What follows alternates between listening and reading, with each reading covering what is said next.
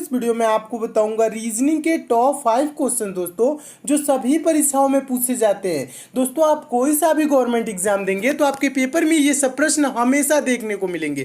दोस्तों रीजनिंग में कुछ सेट पैटर्न के प्रश्न होते हैं जो बार बार परीक्षाओं में पूछे जाते हैं। उन प्रश्नों को दोस्तों इस वीडियो में शामिल किया हूँ और दोस्तों इन सभी प्रश्नों को सॉल्व करने के लिए इस वीडियो में आपको बहुत ही आसान ट्रिक बताऊंगा जिसकी सहायता से दोस्तों आप इन सभी प्रश्नों को बिना पेन उठाए सॉल्व करेंगे मात्र कुछ ही सेकंड में। तो आइए दोस्तों देखते हैं रीजनिंग के टॉप 5 क्वेश्चन। देखिएगा दोस्तों पहला क्वेश्चन है मोस्ट इंपॉर्टेंट क्वेश्चन है और इस टाइप के हमेशा प्रश्न पूछे जाते हैं। दोस्तों ये मैथमेटिकल रीजनिंग के अंतर्गत आता है, ठीक है, यानी रीजनिंग के भी सेक्शन में क्वेश्चन ये पूछा जाता है और मैथ के भी सेक्शन में ये क्वेश्चन पूछ लिया जाता है। बहुत ही इंपॉर्टेंट टाइप का क्वेश्चन है। क्वेश्चन पढ़िए, क्वेश्चन कह रहा है एक चींटी 3 मीटर चलती है और फिर 4 मीटर ऊंचे एक वृक्ष पर चढ़ती है। वह अपने, ठीक है, कह रहा है अपने मूल स्थान से वह कितनी दूरी पर है। इस पे दोस्तों दो टाइप के प्रश्न बनते हैं, ठीक है, पहला टाइप का और दूसरा टाइप का। ठीक है, तो पहला टाइप का कौन सा बनता है, ये वाला जो क्वेश्चन है इसको मैं सॉल्व करने की कोशिश कर रहा हूं और आप दोस्तों क्या करिएगा, समझने की कोशिश करिएगा। ठीक है, देखिए कह रहा है एक चींटी 3 मीटर चलती है। क्या होती है दोस्तों, एक चींटी 3 मीटर चलती है, यानी मान लेंगे दोस्तों चींटी इस पॉइंट से चल रही है। कितना मीटर चली है दोस्तों, 3 मीटर चली है और फिर 4 मीटर ऊंचे वृक्ष पर चढ़ती है। ये वृक्ष मान लेंगे दोस्तों 4 मीटर का है। कितने मीटर का है, 4 मीटर ऊंचे वृक्ष पर चढ़ जाती है। और प्रश्न अब क्या पूछ रहा है, प्रश्न देखिए पूछ रहा है अपने मूल स्थान से वह कितनी दूरी पर है। मूल स्थान यानी कि ये वाला है, यहाँ पे जहां से चलना स्टार्ट की है और यहाँ पे पूछ रही है वह कितनी दूरी पर है। तो ये दूरी कहने का मतलब ज्यादातर स्टूडेंट क्या करते हैं, जोड़ लेते हैं। 3 मीटर चली इधर, 4 मीटर चली इधर, 4 3 क्या हो गया दोस्तों 7 और 7 मीटर आंसर देखते हैं, तुरंत टिक कर देते हैं और आंसर गलत हो जाता है। ये ऐसा प्रश्न ये नहीं पूछ रहा है। प्रश्न अगर जो पूछता वह कुल कितनी दूरी चली तब तो इसका आंसर हो जाता 7 मीटर। पहला टाइप का ये प्रश्न बनता है, वह कुल कितनी दूरी चली। इतना आसान तो पूछेगा नहीं पेपर में। ये क्या पूछता है दोस्तों, वह मूल स्थान से कितनी दूरी पर है, यानी कि ये वाला दूरी पूछ रहा है। ये वाला जो दूरी देखिए, जो मैं रेखा खींच रहा हूं ना, ये वाला दूरी पूछ रहा है। यहां से यहां तक की दूरी कितनी है, ये चीज पूछता है। तो दोस्तों जब ये पेड़ पे चढ़ी है तो यहाँ पे क्या हो गया दोस्तों, 90 डिग्री का एंगल बन गया है। कहने का मतलब है दोस्तों ये 4 है ना, ये लंब है और ये आधार है और 90 डिग्री के सामने वाला ये जो दोस्तों एंगल है ये क्या है दोस्तों, कर्ण है। तो कर्ण क्या होता है, कर्ण का मान कैसे निकाला जाता है, तो कर्ण बराबर दोस्तों होता है √ लंब का स्क्वायर प्लस आधार का स्क्वायर। कहने का मतलब है कर्ण बराबर क्या होता है दोस्तों, कर्ण बराबर क्या होता है, देखिएगा कर्ण बराबर क्या होता है, कर्ण कैसे निकाला जाता है, √ में लंब का स्क्वायर यानी कि 4 का स्क्वायर क्या होगा 16 और प्लस आधार का स्क्वायर 3 का स्क्वायर क्या हो जाएगा 9। 16 9 दोस्तों क्या हो जाएगा, 16 9 25 हो जाएगा। √ का मान क्या होता है दोस्तों, 25 का मान होता है 5। तो ये दूरी क्या हो जाएगी दोस्तों, 5 मीटर हो जाएगी। समझने की कोशिश कीजिएगा, ये दूरी क्या हो जाएगी दोस्तों, 5 मीटर हो जाएगी। और 5 मीटर किस ऑप्शन में दिया है, ऑप्शन नंबर पहले में दिया है। तो आपका ऑप्शन नंबर पहले क्या हो जाएगा, सही हो जाएगा। तो मैं उम्मीद करता हूं दोस्तों आप इस प्रश्न को अच्छे से समझ गए होंगे। एक बार और समझाने की कोशिश कर रहा हूं, समझिएगा। इसके लिए पेन उठाने की भी जरूरत नहीं होती है। कैसे सॉल्व किया जाता है, 3 मीटर चली है फिर 4 मीटर ऊंचे वृक्ष पर चढ़ गई है और ये दूरी पूछ रहा है 3 ये 4। तो क्या करेंगे दोस्तों, 4 का स्क्वायर क्या होता है 16, 3 का स्क्वायर क्या होता है दोस्तों 9, 16 9 क्या होगा दोस्तों 25। इसको √ में रख लेंगे, ठीक है। √ 25 का वैल्यू क्या होता है दोस्तों 5, ठीक है। तो ये कर्ण इस ऐसे आ जाएगा, ये 5 यानी कि ये दूरी जो होगी दोस्तों यहां से यहां तक की ये 5 मीटर होगी। यानी कि चींटी दोस्तों मूल स्थान से वो कितनी दूरी पे है, तो 5 मीटर की दूरी पे है और 5 मीटर ऑप्शन नंबर ए में दिया। तो आपका ऑप्शन नंबर ए दोस्तों क्या हो जाएगा, सही हो जाएगा। और इस टाइप के दोस्तों हमेशा प्रश्न पूछे जाते हैं। तो मैं उम्मीद करता हूं दोस्तों इस प्रश्न को आप बहुत ही अच्छे तरीके से समझ गए होंगे। अगला क्वेश्चन देखिएगा, दूसरा क्वेश्चन है। दूसरा क्वेश्चन आपका सीरीज से है, यह भी इंपॉर्टेंट क्वेश्चन है, यह भी पूछा गया क्वेश्चन है। देखिए प्रश्न है नीचे दी गई श्रृंखला में प्रश्न चिन्ह के स्थान पर कौन सी संख्या आएगी। प्रश्न चिन्ह है कहां, देखिए प्रश्न चिन्ह यहां श्रृंखला में दिया गया है और यहीं पे पूछ रहा है कि कौन सी संख्या आएगी। तो दोस्तों सीरीज से रिलेटेड कभी भी आपके पेपर में प्रश्न है तो आप क्या करेंगे, सीरीज को देखेंगे, सीरीज कैसे आगे चल रही है। तो जैसे दोस्तों ये सीरीज कैसे चल रही है, देखिएगा 3 है दोस्तों, 3 के बाद 5, 5 के बाद 6, 6 के बाद दोस्तों 12 हुआ, फिर 12, उसके बाद प्रश्नवाचक प्रश्नवाचक चिन्ह 24 26। यानी कहने का मतलब है अगर जो आप डिफरेंस देखें दोस्तों, यानी अंतर देखें, तो 3 के बाद 5 हुआ 2, फिर 5 के बाद 6 1, 6 के बाद दोस्तों 12 हुआ 6, 12 के बाद दोस्तों 12 है यानी कि 0, फिर उसके बाद प्रश्नवाचक चिन्ह, उसके बाद से दोस्तों 24 और 26 है यानी कि 2 इधर। ठीक है, यानी ये यहाँ पे आपको कुछ नजर नहीं आ रहा होगा इस टाइप से कि ये सीरीज कैसे आगे बढ़ रही है या घट रही है, कुछ भी इस यहाँ पे आपको समझ में नहीं आएगा। यहाँ पे देखेंगे दोस्तों 2 1 6 0 ऐसे कोई कुछ भी नहीं समझ में आ रहा है। जब इस टाइप से आपके सीरीज सामने आ जाए और दिखे कुछ भी जब समझ में ना आए, तब क्या किया जाता है दोस्तों, देखिएगा तब किया जाता है हम एक एक संख्या को छोड़ के सीरीज को सॉल्व करते हैं। कहने का मतलब है 3 के बाद दोस्तों हम 5 छोड़ देंगे 6, ठीक है, 6 के बाद दोस्तों 12 छोड़ देंगे, ये वाला 12 लेंगे, फिर 12 के बाद दोस्तों ये प्रश्नवाचक चिन्ह छोड़ के 24। ठीक है, यानी कहने का मतलब है देखिए क्या हुआ, 3 दूना के 6, 6 दूना के 12, 12 दूना के 24, यानी क्या हो रहा है, मल्टीप्लाई 2 हो रहा है, यानी कि 2 गुना हो रहा है। 3 दूना के 6, 6 दूना के 12, 12 दूना के 24। ठीक है, अब देखिए अब क्या करेंगे, दूसरा जो बचा है बीच वाला उसे हम लेके चलेंगे। कहने का मतलब है 5 के बाद दोस्तों 12 हुआ, यानी क्या हुआ है दोस्तों, 5 के बाद 12, यानी कि यहाँ पे मल्टीप्लाई नहीं हो रहा है, जुड़ा है। कितना जुड़ा है दोस्तों, 5 में 7 जोड़ेंगे तो 12 हो जाएगा, यानी 7 जुड़ा है। 12 के बाद दोस्तों क्या होगा, इसमें भी 7 अगर जो जोड़ दे तो यहाँ पे दोस्तों क्या हो जाएगा, 19 हो जाएगा, और 19 के बाद दोस्तों 7 जोड़ दे तो क्या हो जाएगा दोस्तों, 26 हो जाएगा, और 26 यहाँ पे दिया हुआ है, तो यहाँ पे प्रश्नवाचक चिन्ह पे भरी जाने वाली संख्या क्या हो जाएगी, 19 हो जाएगा। और 19 किस ऑप्शन में दिया है, तो ऑप्शन नंबर पहले में दिया है, तो आपका ऑप्शन नंबर पहला दोस्तों क्या हो जाएगा, सही हो जाएगा। तो इस टाइप से सीरीज आपको एकदम अच्छे से समझ में आ गई होगी, और ये सीरीज कैसे चली है पूरा आपको क्लियर हो गया होगा। तो मैं उम्मीद करता हूं दोस्तों आप इस प्रश्न को बहुत ही अच्छे तरीके से समझ गए होंगे। क्या किया जाता है दोस्तों, जब सीरीज ना समझ में आए तो एक एक संख्या को छोड़ के सॉल्व किया जाता है, तब सीरीज समझ में आने लगती है। ठीक है, और इसका आंसर क्या हो जाएगा, 19 हो जाएगा। नेक्स्ट क्वेश्चन देखिएगा, तीसरा क्वेश्चन। और दोस्तों मैं आपको बता दूं, प्रश्न सॉल्व करने से पहले क्या किया करिए, वीडियो को पॉज कर दिया करिए, अपने आप से भी सॉल्व करने की कोशिश किया करिए। ठीक है, अपने आप से सॉल्व करने की कोशिश करेंगे तो आपके अंदर सोचने समझने की शक्ति विकसित होगी, तो आप पेपर में क्या होगा, आपको हिचकिचाहट नहीं होगी, हेजिटेशन नहीं होगी, आप प्रश्नों को पेपर में भी अच्छे से सॉल्व करने लगेंगे। तो अपने आप से भी सॉल्व करने की कोशिश किया करिए, बुक से भी प्रैक्टिस किया करिए। ठीक है, देखिए तीसरा क्वेश्चन बहुत ही इंपॉर्टेंट है, और आपको प्रश्न दोस्तों अच्छे लग रहे हैं तो वीडियो को अभी लाइक कर दीजिए, और ज्यादा से ज्यादा आप दोस्तों शेयर किया करिए। लाइक शेयर करते हैं तो दोस्तों हमें मोटिवेशन मिलता है कि आपको वीडियो पसंद आ रही है, और किसी टॉपिक में आप विशेष रूप से कमजोर है तो उस टॉपिक का नाम यानी चैप्टर का नाम भी कमेंट कर देंगे, तो भी चैप्टर में बहुत जल्द कंप्लीट करा दूंगा। ठीक है, देखिए तीसरा क्वेश्चन है, नीचे दी गई प्रश्न का सही वेन आरेख बताएं।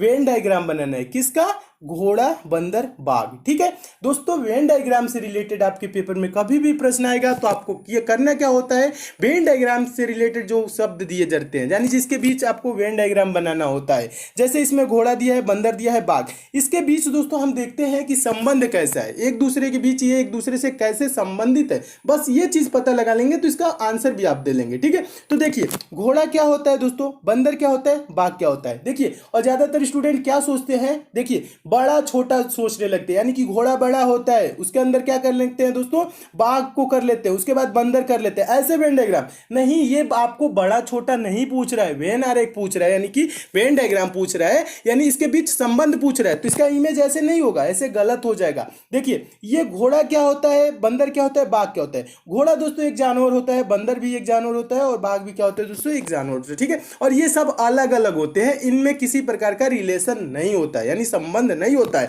तो एक देखिए सर्कल कैसे बनाएंगे, और इसको सर्कल से प्रदर्शित किया जाता है, तो एक घोड़ा का सर्कल हो जाएगा, फिर एक बंदर का सर्कल हो जाएगा, और एक बाघ का सर्कल हो जाएगा, यानी अलग अलग इसका सर्कल हो जाएगा। ठीक है, तो दोस्तों इस टाइप से अलग अलग सर्कल देखिए किस ऑप्शन में दिया है, तो आपका देखेंगे दोस्तों ऑप्शन नंबर बी देखेंगे, तो ऑप्शन नंबर बी में दिया है अलग अलग सर्कल। ठीक है, तो ऑप्शन नंबर बी क्या हो जाएगा, सही हो जाएगा, यानी इनके बीच कोई संबंध नहीं होता है, ये सब अलग अलग जानवर है। तो इस टाइप का वेन डायग्राम किस टाइप से बनेगा, ऑप्शन नंबर बी की तरह। तो आपका ऑप्शन नंबर बी दोस्तों क्या हो जाएगा, सही हो जाएगा। तो मैं उम्मीद करता हूं दोस्तों आप इस प्रश्न को भी बहुत अच्छे तरीके से समझ गए होंगे, और इस टाइप के भी प्रश्न आपके पेपर में आएगा तो आप अच्छे से सॉल्व कर लेंगे। अगला क्वेश्चन देखिएगा, अगला क्वेश्चन मोस्ट इंपॉर्टेंट है, और अगला क्वेश्चन देखने से पहले दोस्तों जो नए स्टूडेंट है उनके लिए बता दूं दोस्तों, ये पंचम पब्लिशर की ई बुक है, आपके आगामी सभी परीक्षाओं के लिए इंपॉर्टेंट है, चाहे आप दोस्तों रेलवे की एग्जाम देंगे, एसएससी की एग्जाम देंगे, या अगर आप दोस्तों कोई सा भी गवर्नमेंट एग्जाम देंगे, क्योंकि दोस्तों इस ई बुक में उन प्रश्नों को शामिल किया गया है जो प्रश्न आपके बार बार परीक्षाओं में पूछे जाते हैं, जो प्रश्न हमेशा परीक्षाओं में रिपीट होते हैं।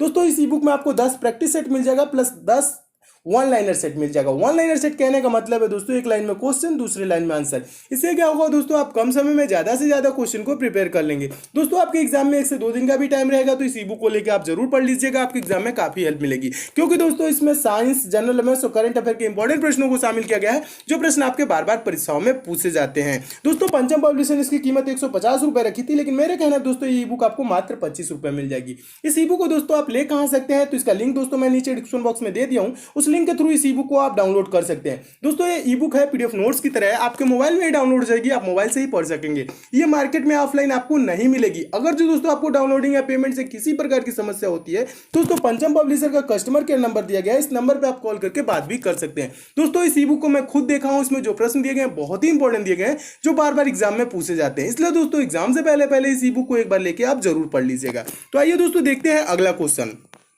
देखिएगा दोस्तों चौथा क्वेश्चन है। चौथा क्वेश्चन बहुत ही इंपॉर्टेंट क्वेश्चन है और ये पेपर में बहुत बार पूछा जा चुका है। देखिए क्वेश्चन देखने में दोस्तों आपको बहुत बड़ा लग रहा होगा, लेकिन सॉल्व करना ये बहुत ही आसान होता है। और ज्यादातर स्टूडेंट क्या करते हैं, क्वेश्चन बड़ा देखते हैं और छोड़ देते हैं। ठीक है, क्वेश्चन बड़ा देख के छोड़ा नहीं जाता, उसको सॉल्व करने की कोशिश किया जाता है, ज्यादा टाइम नहीं दिया जाता है। ठीक है, देखिए इसमें टाइम नहीं लगेगा। प्रश्न को पढ़िएगा।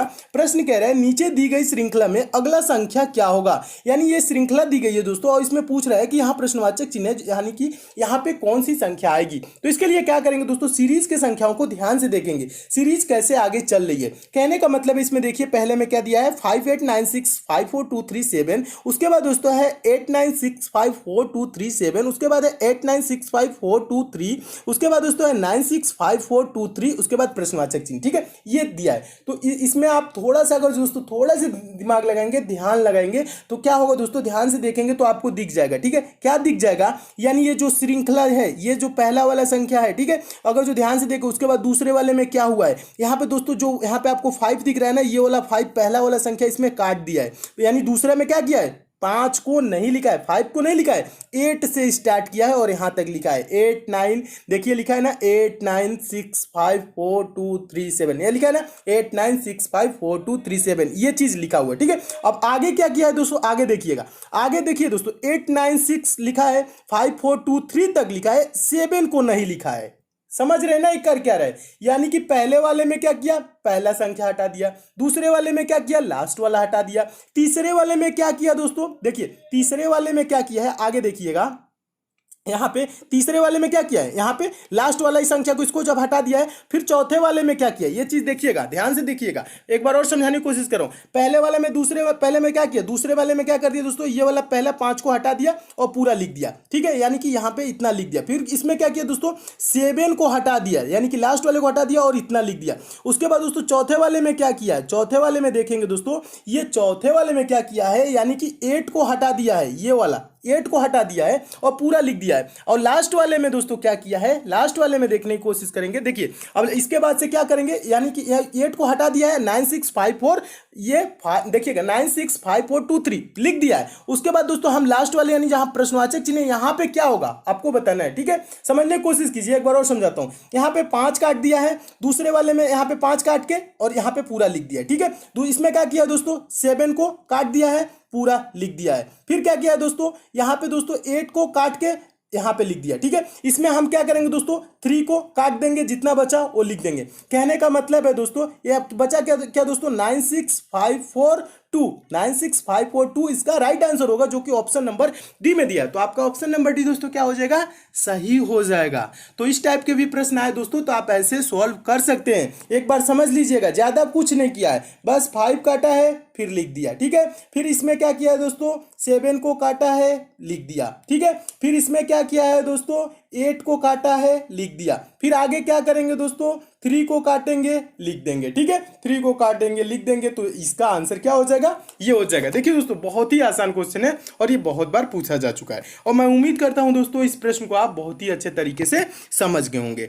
नेक्स्ट क्वेश्चन देखिएगा दोस्तों, 5वां क्वेश्चन कैलेंडर से है और मोस्ट इंपॉर्टेंट क्वेश्चन है, और रेलवे एग्जाम में ये प्रश्न पूछा जा चुका है। देखिए क्वेश्चन क्या कह रहा है, यदि 30 जनवरी 2013 गुरुवार रहा हो, गुरुवार मतलब क्या होता है दोस्तों, बृहस्पतिवार होता है। ठीक है, बृहस्पतिवार रहा हो तो 2 मार्च 2013 को कौन सा दिन था, ये चीज पूछ रहा है। तो दोस्तों इस टाइप के प्रश्नों को कैसे सॉल्व किया जाता है, देखिए अगर जो इस टाइप के प्रश्न आए तो आपको किया जाता है, करना क्या होता है दोस्तों, करना क्या चाहिए। देखिए 30 जनवरी 2013 से 2 मार्च 2013 तक हम दिन निकालेंगे, कितने दिन होंगे, ठीक है, ये चीज इनके बीच की दिन निकालेंगे। तो देखिए यहाँ पे आप करना क्या है, 30 जनवरी यानी कि जनवरी टोटल कितने दिन का होता है दोस्तों, जनवरी कितने दिन का होता है, 31 दिन का होता है। जनवरी कितने दिन का होता है, 31 दिन। और 30 दिन तो बीत गया, बचा इसमें कितना दिन दोस्तों, एक दिन। फेब्रुवरी कितने दिन का होता है दोस्तों, 28 या 29 दिन का। लीप ईयर जो होता है दोस्तों उसमें फेब्रुवरी होता है 29 दिन का। और लीप ईयर कैसे निकालते हैं, कैसे पहचानते हैं, तो जो दोस्तों जो वर्ष होता है, जैसे यहाँ 2013 है, अगर जो इसमें पूरा पूरा भाग चला जाएगा तो ये लीप ईयर होगा। इसमें दोस्तों चार से किससे दोस्तों, 4 से पूरा पूरा भाग चला जाएगा, जिसमें वो क्या होता है, लीप ईयर। जैसे 2012 में पूरा पूरा 4 से भाग चला जाएगा, ठीक है। 2020 है, 2012, 2016, 2020, ये क्या होगा दोस्तों, ये सब लीप ईयर होते हैं और इसमें 4 से पूरा पूरा भाग चला जाता है। तो इसमें फरवरी माह कितने दिन का होता है, 29 दिन का होता है। लेकिन 2013 क्या है, लीप ईयर नहीं है, तो इसमें फरवरी माह कितने दिन का होगा, 28 दिन का। तो फरवरी में कितना दिन बचा दोस्तों, 28 दिन। और पूछ क्या रहा है दोस्तों, 2 मार्च को, फरवरी के बाद आएगा मार्च, 2 मार्च यानी कि 2 मार्च में 2 दिन, ठीक है। अब इसको जोड़िए, कितना दिन हुआ, 1, 28, 2 जोड़ेंगे, 1, 28, 29, 29, 2, 31, कितना दिन हो गया दोस्तों, 31 दिन। अब क्या करेंगे दोस्तों, इसके बीच का दिन कितना आ गया, 31 दिन आ गया। हम 31 को क्या करेंगे दोस्तों, 7 से भाग करेंगे। 7 से क्यों भाग करते हैं, सप्ताह में 7 दिन होते हैं, प्रत्येक सप्ताह के बाद वही दिन रिपीट करने लगता है, इसलिए दोस्तों क्या करते हैं, 7 से भाग करेंगे। 31 को दोस्तों 7 से भाग करेंगे तो क्या होगा, 7 चौक 28 हो जाएगा। और यहाँ पे शेषफल में क्या बचेगा, शेष क्या बचेगा, 31 में से 28 घटाएंगे तो क्या हो जाएगा, 3 बचेगा। ये जो 3 दिन बचा ना, इसी को क्या करेंगे, गुरुवार में जोड़ देंगे। गुरुवार यानी कि बृहस्पतिवार में 3 दिन जोड़ेंगे, 1 दिन जोड़ेंगे तो क्या होगा दोस्तों, शुक्रवार। 2 दिन जोड़ेंगे, शनिवार। तीसरा दिन जोड़ेंगे, रविवार। रविवार किस ऑप्शन में दिया है, तो ऑप्शन नंबर डी में दिया है, तो आपका ऑप्शन नंबर डी दोस्तों क्या हो जाएगा, सही हो जाएगा। तो मैं उम्मीद करता हूं दोस्तों इस प्रश्न को भी आप अच्छे से समझ गए होंगे, और इस टाइप के भी प्रश्न आएगा तो आपके पेपर में कभी भी पूछा जाएगा तो आप सॉल्व कर लेंगे। ज्यादा कुछ नहीं किया जाता है, बस इनके बीच का दिन देखा जाता है, टोटल कितने दिन है। जैसे इसमें 1 दिन बचा जनवरी में, फरवरी में 28 दिन बचा। देखिए बिना पेन उठाए भी सॉल्व कर सकते हैं। देखिए क्या बचा दोस्तों, जनवरी में कितना दिन बचा, 1 दिन। फरवरी में कितना दिन है, 28 दिन। मार्च में किस मार्च को पूछ रहा है, 2 मार्च को, 2। इसको जोड़ लेंगे बस यही, ठीक है। जोड़ेंगे 1, 28, 2 क्या हो जाएगा दोस्तों, 31 हो जाएगा। और 31 को दोस्तों क्या करेंगे, 7 से भाग करेंगे। किससे भाग करेंगे दोस्तों, 31 को 7 से भाग करेंगे तो 7 चौक क्या हो जाएगा दोस्तों, 28 हो जाएगा। और यहाँ पे शेष में क्या बचेगा, 3 दिन। जो शेष में दोस्तों बचता है वही हम इसमें जोड़ देते हैं गुरुवार में। गुरुवार में 3 दिन जोड़ेंगे तो हो जाएगा रविवार, इसका रविवार। अगर जो दोस्तों शेष में कुछ भी ना बचे, जीरो बचे, जीरो भी कभी बचता है, ठीक है, तो यानी कि वही दिन होगा, गुरुवार ही होगा। जीरो भी बचता है तो आप कंफ्यूज ना होइएगा, ठीक है।